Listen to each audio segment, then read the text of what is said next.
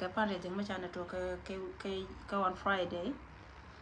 channel arba continue wala fundraising mà lat cái jene to con chal cái ton med organization si amana da mena na logar kontere yiri wana dia la konte kete ne do konta ka pan gag ne dia ta ka buru bi amane dia la kontere do arka Akobo county de yan ga mula lar ka Akobo ka jama Akobo county te ton med organization te ka muktab de ajene nding yene wajen te ka ga ta chalo jo ka jabe ne ti kon la loy ko jo ko morle te ton med organization te ka tetin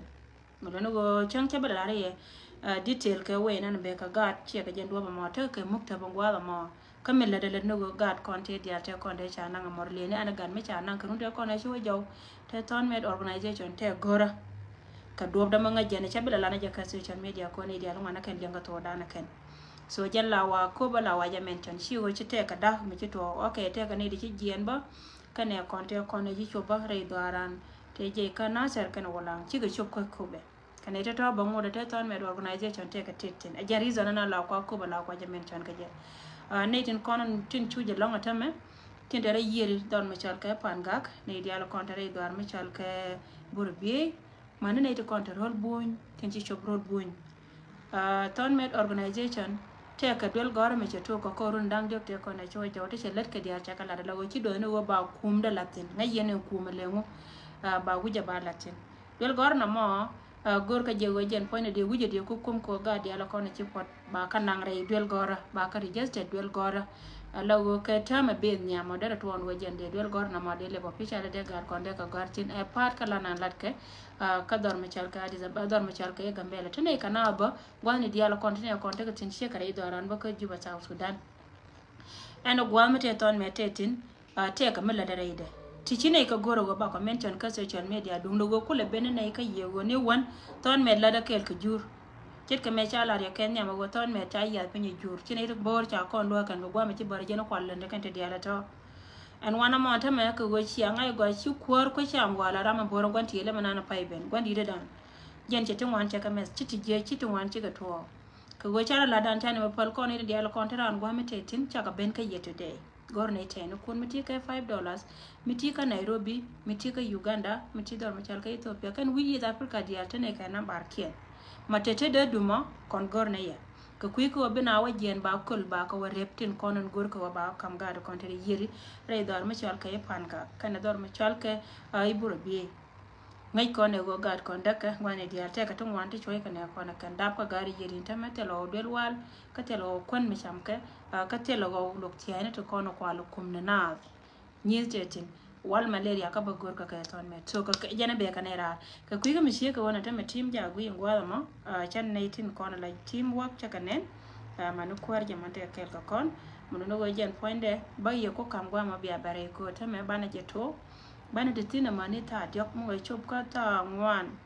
let's say ke bine te tina ta ma ka jen ta etare won ta ma ka South Sudan I think etare ka kel ka South Sudan I think etare ka Nairobi ka Uganda ka Ethiopia to etare ka ke bana te tin mani ta diok mo chop ka ta ngwan 00 bana jaga ko gone ni ya charo wa mi je ni ya ni yo ka kwila ra kon mate ma guri bilim ngali ba yo ka ta die ji cha la ra cha ka latin ba barar ka ta die ka ba ya ba latin kitwo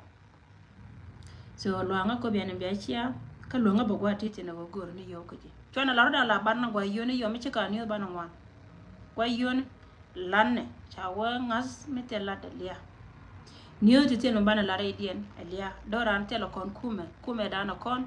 nei to kon lat ke nyin kon ka kon everything nan lo community dana te dan no go rite du ka leng ni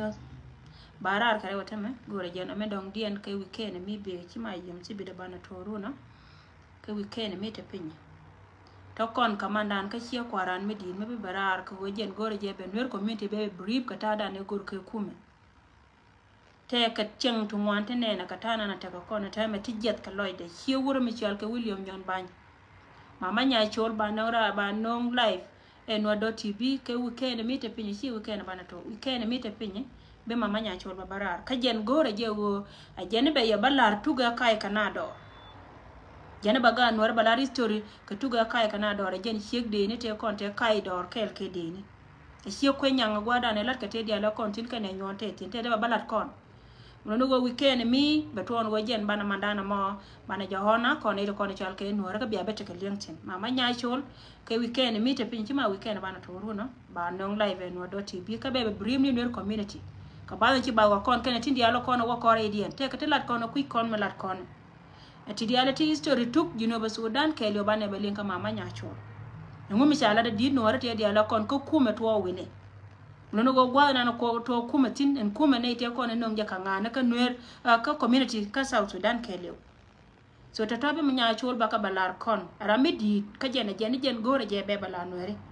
be balar kon so na mo gore je be la widun bangor kan bala bajala da ne shiam ke weekend mi ka yom sibit bene barar kon ma nya chol ka yendi alen ga nwere dia special yen ga de tiene dia tin konen jel ray kuma mu kuyi min jel ka ku yo gwa jel tin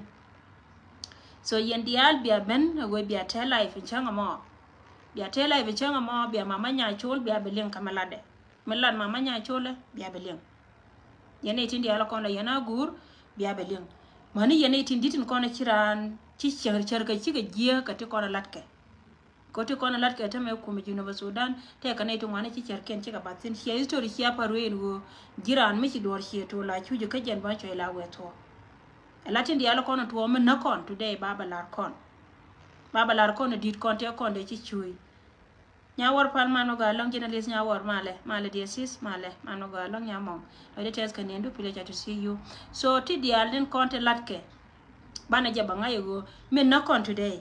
elengu ka jiran mi liwi ko te ka mi din meten nyam du mi libji so titi ka kan kon gor balariye ba timba kam yetam yene di ala kon te gwa ma gone ni yokun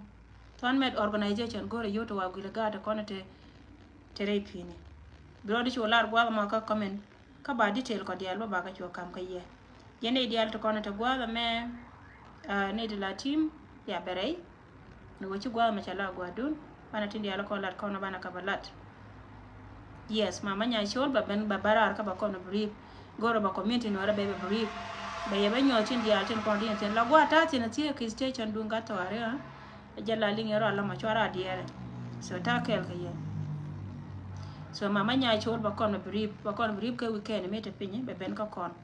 ya janna na gor balar ye ko ben rei yen teamwork be bare thank you so much people of Bentiu yena wode na rei doran ka POC ka Bentiu